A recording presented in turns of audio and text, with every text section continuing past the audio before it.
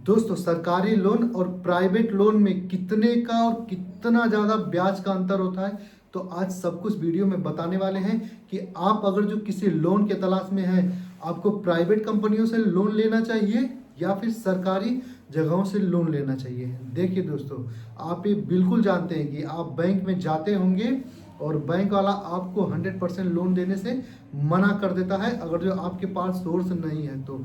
उधर प्राइवेट में क्या होता है कि आप अपना मोबाइल नंबर, आधार कार्ड, पैन कार्ड यूज करते हैं तो ईजिली आपको पैसा मिल जाता है। लेकिन दोस्तों, ये एक ट्रैप है, ध्यान से सुनिएगा।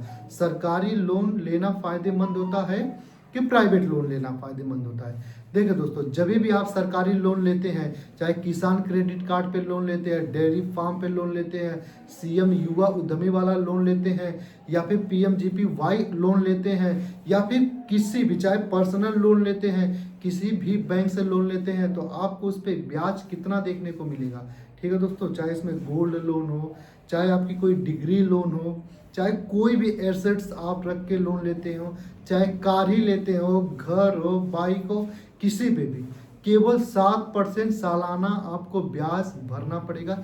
ये है सरकारी लोन। और कुछ कुछ में तो इतनी ज़्यादा सब्सिडी आती है कि मान लीजिए मैंने 5 लाख का लोन लिया तो 5 लाख रुपए केवल मुझे भरना पड़ता है, और उसके बाद सरकार खुद से कभी पे 20%, कहीं पे 15%, कहीं पे 35-35% तक सब्सिडी आपको मिल जाती है। तो उससे ब्याज भी नहीं लगता, सब्सिडी सरकार दे देती है, तो आपको उसका केवल 75% अमाउंट या फिर 65% अमाउंट ही भरना पड़ता है। और ठीक है दोस्तों, लेकिन यही प्राइवेट लोन वाले होते हैं ना, अगर जो आपने गलती से प्राइवेट किसी ऐप से, प्राइवेट किसी संस्था से, प्राइवेट किसी भी कंपनी से आपने लोन ले लिया तो दोस्तों बहुत ही मुसीबतों का आपको सामना करना पड़ता है।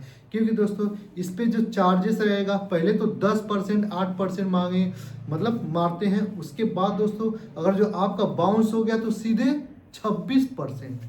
ठीक है, सीधे 26%। यानी कुल कहने का मतलब है कि अगर जो आपने 3 या 4 महीने लोन बाउंस कर दिया तो आप 1 लाख रुपए लिए तो डायरेक्ट डबल हो जाएगा।